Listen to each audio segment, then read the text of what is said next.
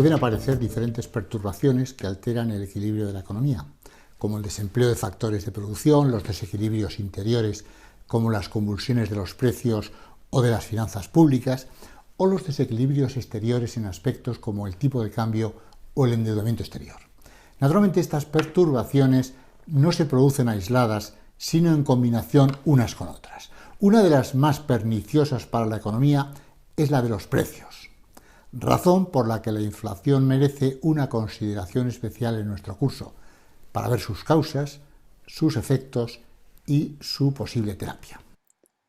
Antes que nada, conviene que situemos este vídeo dentro del programa, puesto que forma parte de un curso general de economía.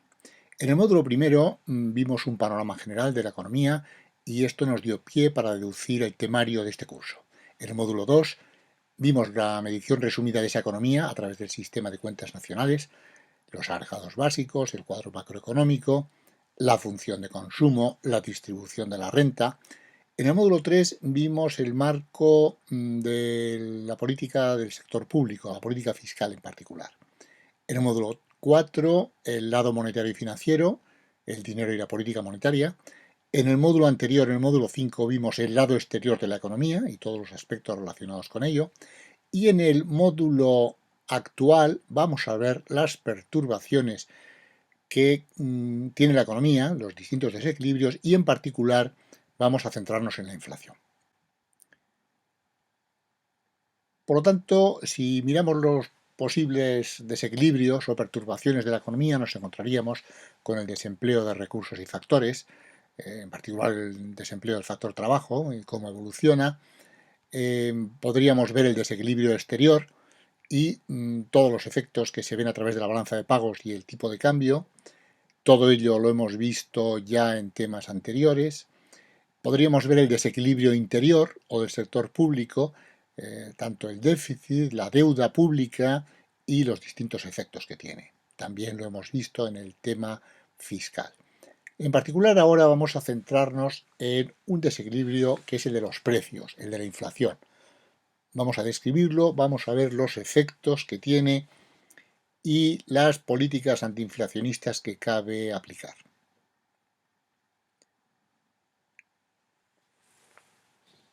Vamos a desarrollar el tema de la inflación, viendo qué es la inflación, cómo se mide a través de distintos índices, términos relacionados que a veces pueden resultar confusos, como inflación negativa, que a veces se habla, desinflación, hiperinflación, deflación, estanflación o estanflation. Bueno. ¿Por qué surge la inflación? ¿Qué tipos de inflación cabe considerar? La inflación de demanda, la de costes, la estructural, bueno, también se habla de inflación dual. Y vamos a ver, sobre todo lo que nos interesa es ver qué efectos tiene, todos ellos perniciosos para la economía, y qué políticas antiinflacionistas cabe aplicar para solucionar el problema. Por lo tanto, ¿qué es la inflación? La inflación es el proceso de elevación del nivel general de precios de una economía, sería la definición más sencilla. Es decir, conviene que nos fijemos en que es un proceso. No se podría, por tanto, calificar como situación inflacionista por sí misma una subida puntual de los precios, como por ejemplo cuando se eleva el IVA o cosas similares. Solo cabe hablar de situación inflacionista si desencadena ese característico proceso que define la inflación y que hace que se mantenga en el tiempo. Por otro lado, es evidente que tiene que afectar al nivel general de precios, no a un grupo de precios de la economía o de sectores de la economía. Siempre la economía pues tiene sectores y aspectos como precios de servicios, etcétera, que pueden subir, pero eso no sería una inflación. Y luego es un fenómeno esencialmente monetario, que conlleva por tanto un aumento del dinero en circulación, con su consiguiente pérdida de valor adquisitivo, y que obliga al control del Banco Central mediante sus actuaciones de política monetaria que hemos visto en temas pasados ya. ¿Cómo se mide la inflación?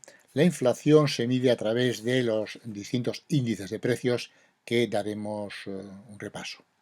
El índice de precios a consumo, el más conocido, el más popular, el IPC, el IPCA, que es el IPC armonizado con los países de la Unión Europea, y otros distintos índices, y vamos a ver las ventajas de usar unos u usar otros, como el deflactor del PIB, la inflación subyacente, el índice de precios a impuestos constantes, bueno, etcétera, ¿no? Y luego sí conviene que tengamos en cuenta las distintas tasas de variación para poder interpretar cuando nos dicen que una cifra de la inflación del mes pasado es tanto. Bueno, pues tenemos que ver que hay tasas intermensuales entre meses, year to date en lo que va de año, elevadas a tasa anual, la tasa mensual o trimestral elevada a tasa anual, la tasa equivalente a los 12 meses anteriores, es decir, igual mes del año anterior. Y luego cuando hablamos de tasas anuales, pues tenemos que saber si se está refiriendo a una media anual o diciembre sobre diciembre. Si decimos que la tasa de crecimiento del IPC el año 2016 es, imaginemos, 1,5, tenemos que saber si es diciembre sobre diciembre, que suele ser lo habitual, o la media mensual del año 2016 respecto a la media anual del año 2015. El índice de precios al consumo, el popular IPC, es el más utilizado, pero, ojo, como su nombre indica, se limita a medir los precios en el nivel del consumidor. Expresa el coste de una cesta de bienes y servicios, representativa de una economía doméstica, por lo que nos mide solo un aspecto de la evolución de los precios de la economía, que son los precios de los consumidores. Es decir, en todo el conjunto de precios de la economía, el IPC se fija solamente en los precios, en los escaparates de cara al consumidor, pero no nos mediría, por lo tanto, el conjunto de precios de la economía. Se elabora en España desde el año 1962. El IPCA es el IPC armonizado, es el IPC utilizable para que sea homogénea las medidas en todos los países de la Unión Europea. Su importancia está en que sirve de guía para la política antiinflacionista, para la política monetaria del Banco Central Europeo. Aquí tendríamos la evolución del IPC y del IPCA en España y en la Unión Monetaria. Curiosamente, en este periodo del gráfico, en España tenemos una inflación más baja que la de la Unión Monetaria, cuando históricamente había sido al contrario. Otro indicador, otro índice que nos mide para calcular la inflación es el deflactor implícito del PIB. Ofrece más información que el IPC porque hemos dicho que el IPC solamente incluye los bienes y servicios que afectan al consumo de los hogares, pero el deflactor implícito del PIB incluye todos los componentes de la demanda final: consumo final individual y colectivo, formación bruta de capital, es decir, la inversión, y exportaciones netas, que son las exportaciones menos las importaciones.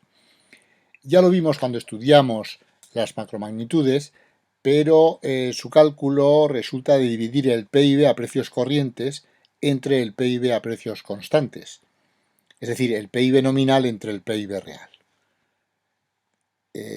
Ya lo tenemos visto. La inflación subyacente es otra forma de medir la inflación que tiene mucho interés. En España se mide a través de lo que técnicamente se llama el IPSEBENE, que es el índice de precios de servicios y bienes elaborados no energéticos. ¿En qué consiste? Consiste en coger el IPC y quitarle aquellos elementos más volátiles, que no dependen del propio funcionamiento de la economía, sino de elementos exógenos como las vicisitudes meteorológicas en la producción agrícola o de los mercados internacionales de crudo. Por lo tanto, nos mediría la verdadera situación de la parte de inflación más estable y estructural de la economía del país. Por ejemplo, en este periodo que tenemos aquí, hemos visto cómo la inflación medida por el IPC en términos generales, el IPC general, el índice general, está muy por debajo de la subyacente. Por eso, aunque la inflación fuera negativa, la tasa de evolución fuera negativa de los precios del IPC, sin embargo, no aparecía riesgo de deflación porque la parte más estable de la economía registraba crecimientos positivos en todos los momentos. Esto se debía fundamentalmente al descenso del crudo, como hemos venido diciendo. Hay otro indicador interesante que solamente aparece cuando suben los impuestos, pero que se publica, que es el IPC sin considerar las variaciones de los impuestos y subvenciones. Es el IPC a impuestos constantes. Es evidente que si por razones normativas de política económica se modifica un impuesto, esto repercutiría en la inflación. Y entonces necesitaríamos, si la medimos sin tenerlo en cuenta, y por eso necesitamos un indicador que excluya estas variaciones de impuestos y subvenciones. ¿De qué estamos hablando? Pues estamos hablando del impuesto sobre el valor añadido, sobre los combustibles, sobre el tabaco, sobre la matriculación de vehículos, sobre primas de seguros, y también hay que deducir las subvenciones, porque hay ciertos subsidios que están considerados en el IPC, por ejemplo, los ligados al consumo de medicamentos o los peajes. En definitiva, el IPC normalmente será idéntico al IPC a impuestos constantes y solo diferirá cuando haya variación de los impuestos y subvenciones. Otros índices de precios parciales o sectoriales que existen pueden ser de utilidad para análisis específicos como el índice de precios al por mayor, el índice de precios industriales, el índice de precios de comercio exterior, etc. Dejamos aquí en la modalidad de pausa y play algunas consideraciones que pueden ser interesantes fijarse en ellas para ver los efectos que tiene un alza de precios en el proceso inflacionista. Hay efectos directos, naturalmente, por el encarecimiento del producto en sí, sobre el nivel general de precios, pero hay unos efectos indirectos que son los que se producen inducidos por el alza de los precios y servicios que utilizan algunos de los inputs que se han encarecido. Es muy característico que sube la energía y eso hace subir la inflación, pero también eso va a inducir a una subida de aquellos servicios, aquellos componentes, aquellos productos que llevan energía, como el transporte, etcétera, etcétera. Luego hay los efectos de segunda vuelta, que vamos a ver con más detalle, si esto lo miramos aquí, y los efectos estadísticos o de base de comparación, que son simplemente los que resultan del mero desplazamiento temporal de la comparación, que va eliminando, al hacerlo móvil 12 meses, va eliminando automáticamente aquellos periodos anteriores que recogían un determinado comportamiento de los precios. Un ejemplo muy característico fue el ejemplo de julio del 2011, cuando desaparece la comparación interanual del alza del IVA de julio del año anterior. Bien. Hay términos relacionados con la inflación y terminologías que debemos conocer, como es la inflación negativa, que es una especie de eufemismo que se utiliza. Simplemente es un mero decrecimiento y solo temporal y no persistente del índice de precios, como hemos visto en el gráfico anterior. Eso no se puede considerar que sea una deflación, sino una mera inflación negativa. Hay un término que se utiliza también que es la desinflación, se utiliza menos. ¿Qué significa? Significa aquella desaceleración del crecimiento de los precios que está causada justamente por el progreso técnico que, como sabemos, hace bajar los precios por avances como la computación, el Internet, la fabricación masiva, etc. Es un proceso paulatino y a largo plazo, pero no tiene nada que ver con situaciones de modificaciones de los precios, sino de características de tipo técnico. Tenemos la estanflación, la hiperinflación, la deflación, trampa de liquidez, ilusión monetaria, todo esto lo vamos a ver a continuación. La estanflación hace referencia a estancamiento de la actividad con inflación. El término surge en las discusiones de los años 70 con ocasión de una situación precisamente de estancamiento económico con inflación, cuando se creía hasta ese momento que ambas situaciones no eran compatibles. Surge con ocasión de las polémicas sobre la curva de Phillips, que establecía una relación entre el desempleo y la inflación. De forma resumida, dicha curva estipulaba que los sucesivos incrementos del uso de la capacidad productiva de la economía no llegarían a afectar al nivel de precios hasta el momento en que se alcanzara el pleno empleo, momento a partir del cual sí se generaría un típico proceso inflacionista. Es decir, no cabía pensar en inflación si había desocupación de la capacidad productiva, porque los sucesivos incrementos de la utilización de la capacidad no conllevarían aumento de precios. Bueno, esto no es así y por eso surge el término de stagflation. La hiperinflación es una situación inflacionista, pero bajo una patología sumamente grave de la economía que está caracterizada por una enorme elevación de los precios con pronósticos inciertos, pues el fenómeno viene acompañado de una incontrolada aceleración de los precios. Bueno, la hiperinflación va invalidando progresivamente todos los mecanismos de funcionamiento de la economía hasta llegar en los casos más extremos a la descomposición incluso de la estructura económica y social. La hiperinflación conlleva un fenómeno bien estudiado que se conoce como la huida del dinero, que hace que nadie quiera mantener tenencias de dinero puesto que éste pierde valor casi cada minuto, con lo que el público se desprende lo más rápidamente posible de él, acudiendo inmediatamente a realizar compras de productos, cosa que a su vez sigue alimentando el proceso inflacionista. En los casos extremos, esto conducía incluso a la desaparición del dinero de curso legal en favor de cualquier otra mercancía de dinero. Por ejemplo, en la Alemania de 1923 se utilizaban los cigarrillos como dinero. Bueno, la hiperinflación tiene interés porque es una especie de experimento de laboratorio para ilustrar mejor el fenómeno de la inflación en sí, sus causas, los efectos devastadores que tienen las políticas monetarias permisivas, como las emisiones incontroladas de dinero, la monetización de deudas públicas, etc. Y también para estudiar el fenómeno de los comportamientos de los agentes económicos, consumidores, empresarios, y también las consecuencias de la inflación sobre la asignación de los recursos. La deflación. Es una situación similar a la inflación, pero simétrica y de signo contrario. Quedaría definida, por tanto, como el proceso de bajada generalizada de los precios. Insistimos en la palabra proceso, puesto que una mera bajada de precios no tiene por qué significar una deflación. Es, por lo tanto, como la inflación, un proceso.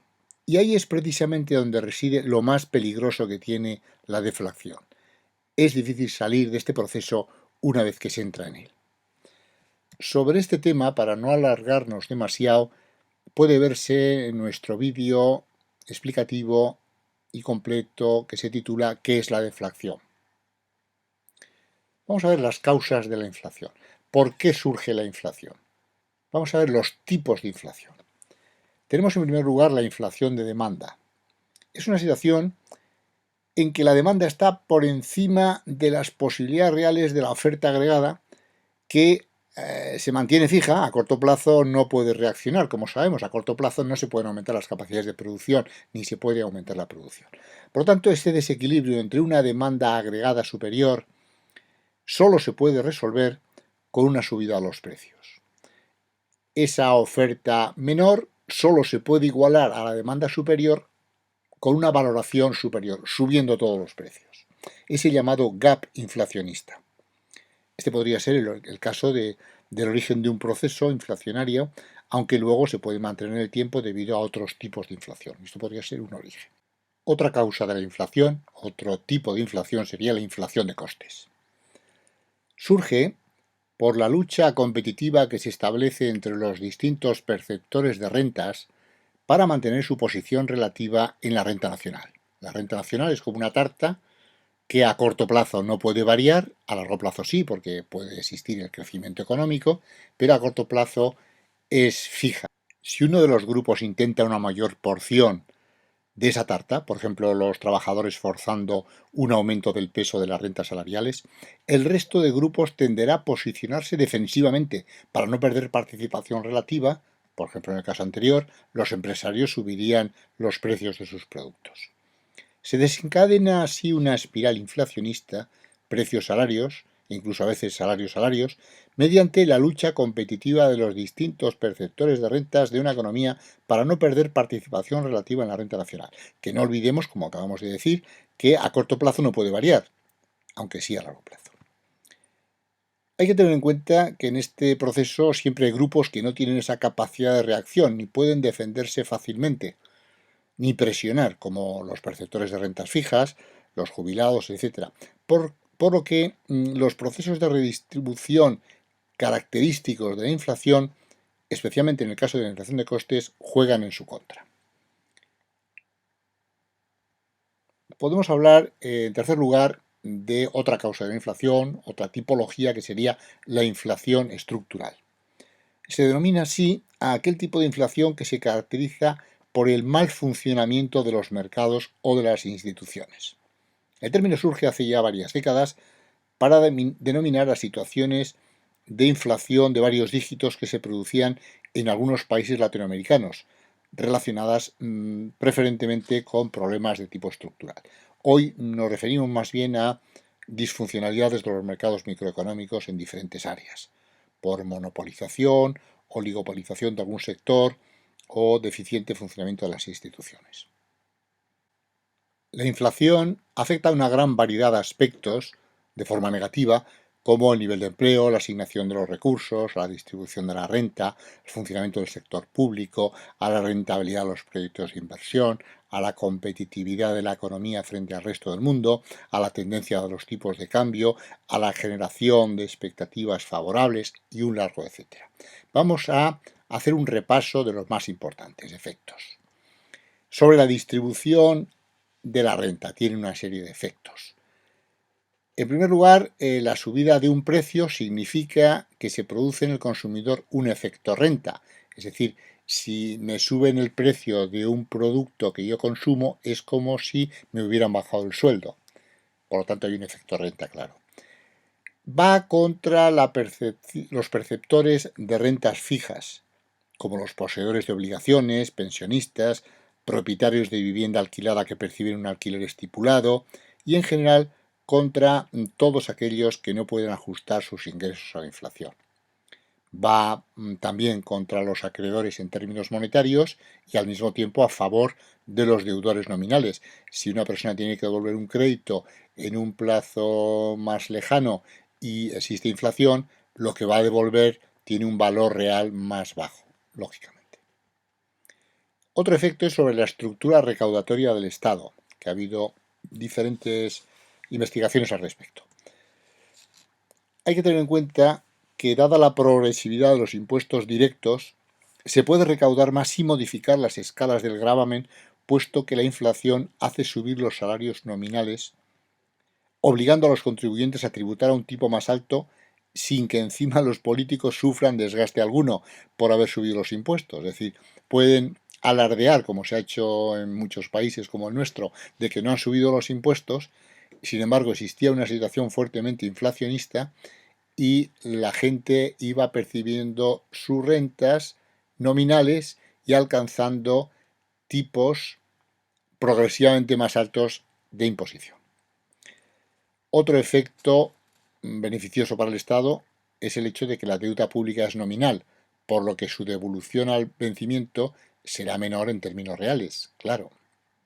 Y luego hay un efecto que solamente tiene relevancia en casos de una inflación muy elevada, que es el llamado efecto Olivera-Tanzi en casos de elevada inflación. Se refiere a que la inflación hace disminuir la recaudación efectiva de los impuestos debido al desfase temporal entre el momento del gasto público y el cobro de los impuestos. Es decir, el Estado gasta en un momento determinado realiza el gasto público, sin embargo el impuesto lo va a cobrar en el ejercicio siguiente, por lo tanto va a cobrar algo que queda devaluado por la inflación. Esto juega en contra del Estado en este caso, claro. Otro efecto de la inflación es el efecto sobre la actividad económica. En primer lugar, se produce una alteración de la estructura de precios relativos. En épocas inflacionistas no todos los precios suben a la vez ni suben a la misma cuantía, sino que se altera la estructura de la relación de precios de unos con otros. Esto significa también una asignación de los recursos que generalmente es más ineficiente, pues ahora la reasignación se hace atendiendo también a razones ajenas al propio proceso productivo, como es la consideración de la mera incertidumbre sobre los precios futuros. Otro efecto es el aumento que supone artificial de la demanda, ya que se producen desplazamientos temporales. Por ejemplo, dado que el consumidor cree que van a subir los precios de un producto concreto, adelanta su compra, ejerciendo así una demanda adicional sobre el mercado, cuya consecuencia inmediata es la presión sobre el precio de ese producto, claro. Y si es un comportamiento generalizado, como suele ser, una presión simultánea sobre la demanda agregada de la economía. Se producen alteraciones y distorsiones en la competitividad exterior, que es un efecto muy importante y con fuertes derivaciones en la balanza de pagos, en el tipo de cambio de la moneda nacional, en la estructura productiva del país, que se irá remodelando según los respectivos parámetros de competitividad de cada sector, en el empleo, etc. Hay una generación de incertidumbre, como es natural, dificulta los cálculos también de los rendimientos futuros esperados, aumenta la prima de riesgo, penaliza los proyectos de inversión a largo plazo, claro. Y hay un efecto añadido, y es que habitualmente la inflación vendrá acompañada de una política monetaria restrictiva, con tipos de interés más elevados por parte de los bancos centrales, lo cual tendrá efectos adicionales sobre la demanda de inversión e incluso sobre la demanda de consumo. ¿Cómo se combate la inflación? Vamos a ver las políticas antiinflacionistas, dependiendo de las diferentes causas o los diagnósticos de la inflación, podríamos hablar de política de demanda, si la inflación era inflación de demanda, que era una demanda agregada muy por encima de la oferta disponible, con lo cual habría que ajustar esa demanda con políticas adecuadas, regulando el ciclo. La política monetaria es el gran instrumento, el gran brazo armado contra la inflación. Esto lo hemos visto con cierto detalle ya cuando vimos el dinero y la política monetaria, por lo tanto no vamos a insistir demasiado en ello. Y finalmente la política de rentas, de la que vamos a ver un ejemplo a continuación. Sobre el uso de la política monetaria como política antiinflacionista, debemos hacer alguna consideración respecto a la llamada situación de trampa de liquidez. Vemos el mercado monetario con su curva de demanda de dinero, llamada usualmente curva de preferencia de liquidez cuando vimos este tema, pues el público decide en cada momento cuánta parte de su riqueza la tiene colocada de forma líquida, es decir, en efectivo o en cuentas corrientes. Así, a medida que bajan los tipos de interés, aumenta la cantidad de dinero en manos del público. Además, al ir bajando los tipos, es más barato para los hogares y las empresas pedir prestado, con lo que se reactiva la actividad, aumenta el consumo y la inversión. Pero al llegar al punto 2, ya son casi cero los tipos. Ya no pueden bajar más y la política monetaria convencional ya no tiene armas. La convencional es la de ir bajando los tipos de interés progresivamente, pero ya son cero. El público ya tiene la cantidad de saldos en dinero que necesita para sus operaciones por motivos de transacción y de precaución. La cantidad hasta el punto 2, pero a partir de ahí incluso puede aceptar más liquidez, pues por motivo de especulación le es indiferente tener su riqueza financiera en dinero o en bonos que le dan un interés cero. Eso que Keynes llamaba una situación de trampa de liquidez. De todas formas, no conviene, cuidado, confundir la trampa de liquidez con la llamada ilusión monetaria. La ilusión monetaria es cometer errores en la valoración de los cambios nominales frente a los reales, debido a que no se descuenta correctamente la inflación al tomar decisiones. Por ejemplo, una persona que está encantada de que le suban el sueldo un 10%, cuando realmente la inflación es del 20%. Eso sería ilusión monetaria. Así, la política monetaria se hace inefectiva. Los inversores, bancos incluidos, prefieren atesorar el dinero en vez de prestarlo, pues suponen que los tipos acabarán subiendo en el futuro. Ya no se estimula, por tanto, el consumo ni la inversión. ¿Qué alternativas hay? Se utilizan políticas monetarias llamadas no convencionales, las QE, expansión cuantitativa, del estilo de las que usa la Fed o las del Banco de Japón o en general los bancos centrales. ¿Qué hacen? Pues inyectar liquidez masiva en los mercados monetarios a través de la compra abultada de bonos, sobre todo del Estado, pero pueden ser incluso bonos emitidos por las empresas. En todo caso, en situaciones de trampa de liquidez, esto es problemático también, que actúe sobre la economía. Por lo tanto, será necesario utilizar otras políticas expansivas no monetarias. Y aquí tenemos que recurrir, naturalmente, a la política fiscal, como hemos visto en el tema correspondiente. Nos cabe preguntar, pero si hay una deuda alta, ¿es posible utilizar política fiscal? Este es otro de los retos que tiene la política económica en estas situaciones. dejamos de forma habitual pausa y play para poder repasar esto con más calma. Uno de los casos de inflación de más difícil tratamiento es el de la inflación de costes que hemos visto. Recordemos la lucha competitiva entre los perceptores de rentas que alimenta el proceso inflacionista y lo acelera sin encontrar el fin. Veamos un ejemplo interesante de política de rentas que ha quedado como caso de referencia en estos momentos. Es la ruptura de la espiral inflacionista en España mediante los pactos de la Moncloa. No es fácil replicar este modelo, pues entonces concurrían una serie de circunstancias históricas singulares en la economía española, estrenaba la transición política en un entorno de política de acuerdos que facilitaban esta política de rentas. No es fácilmente replicable, por lo tanto. Veamos la historia de la evolución de la inflación en España medida por el IPC. Ya hemos dicho que se puede medir de otras formas. La historia del IPC arranca en el año 1962 y aquí tenemos un perfil bien llamativo. Nos encontramos con una primera parte de los años 60, con unos fuertes crecimientos de la economía española, época de los planes de desarrollo. La economía española crecía a tasas reales solo comparables a las de Japón en aquel momento, y la inflación tenía este registro. Pero llega el final de la década y comienza a ascender de una forma preocupante a lo largo de varios años. Empieza a ascender la inflación medida por el IPC. A ello contribuye también la primera crisis del petróleo del año 73, una situación de inestabilidad política tras la muerte de Franco, y nos encontramos en el año 1977 con una situación tan alarmante que en verano la tasa interanual de la inflación llegaba al 26 y pico por ciento.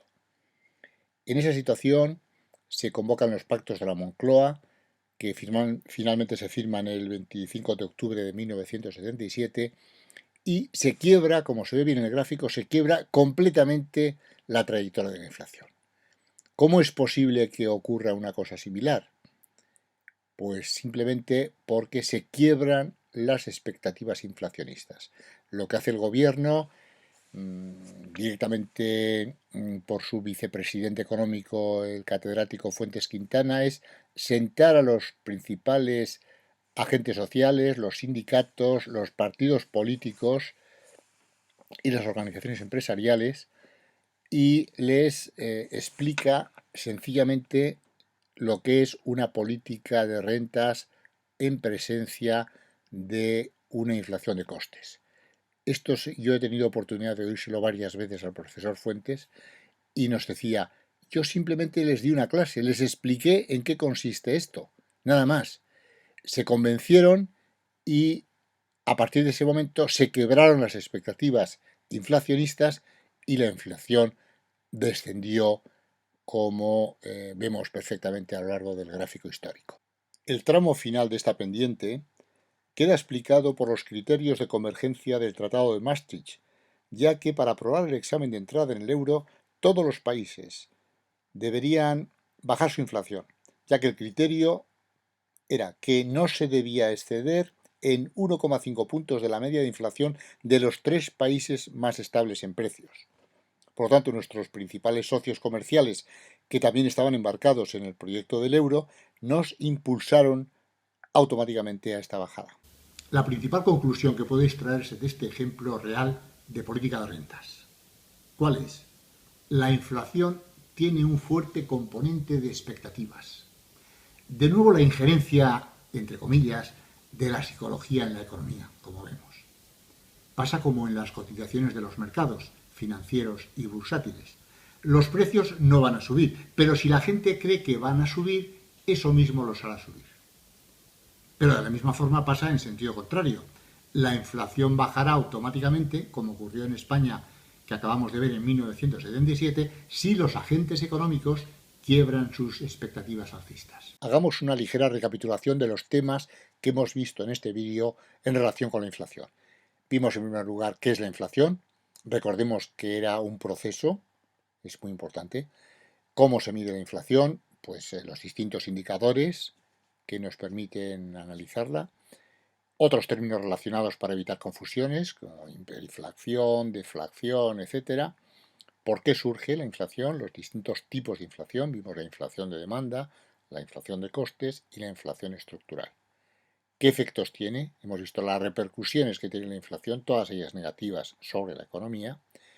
Hemos visto también las políticas antiinflacionistas, la política de demanda, la política monetaria y la política de rentas. En relación con la política monetaria hicimos una acotación sobre la trampa de liquidez y las dificultades que tienen las políticas monetarias para actuar en situaciones de trampa de liquidez. También por el lado de la política de rentas hemos puesto un ejemplo muy relevante y muy citado, que son los pactos de la Moncloa como mecanismo de quebrar las expectativas en presencia de una inflación de costes característica.